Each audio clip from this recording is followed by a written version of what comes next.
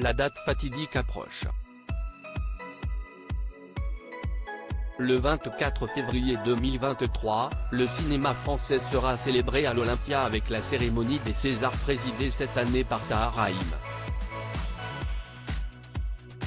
En attendant la victoire, les heureux nommés se sont retrouvés au Fouquet à Paris ce lundi 5 février 2023. Durant cette occasion cinéphile et glamour, deux stars françaises se sont retrouvées, Juliette Binoche et Benoît Magimel.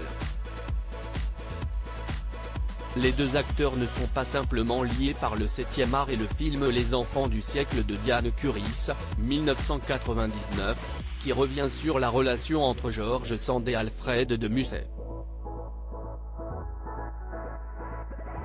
Séparés depuis 2003, ils ont eu une fille ensemble, Anna, qui se dirige vers le métier de comédienne.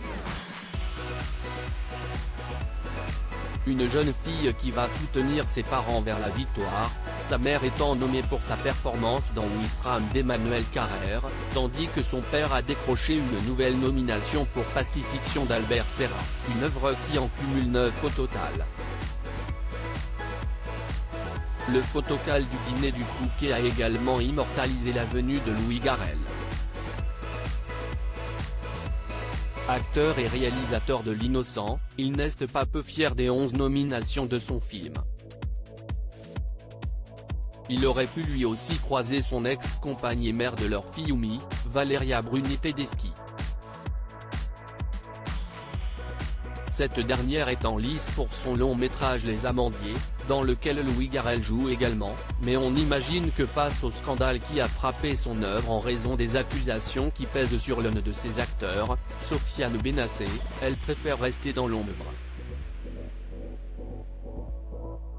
Parmi les autres films qui ont brillé par le nombre de leurs citations au César, se distingue aussi La Nuit du 12 de Dominique Moll, 10 nominations. L'acteur Bastien Bouillon fait ainsi partie des nommés de la catégorie meilleur espoir masculin. Rebecca Marder, révélation de la réalisation de Sandrine Kiberlin, une jeune fille qui va bien, a également brillé lors de la séance photo et s'affirme comme une comédienne de plus en plus réclamée. La 48e cérémonie des Césars du cinéma, vendredi 24 février 2023 en direct et en clair sur Canal+.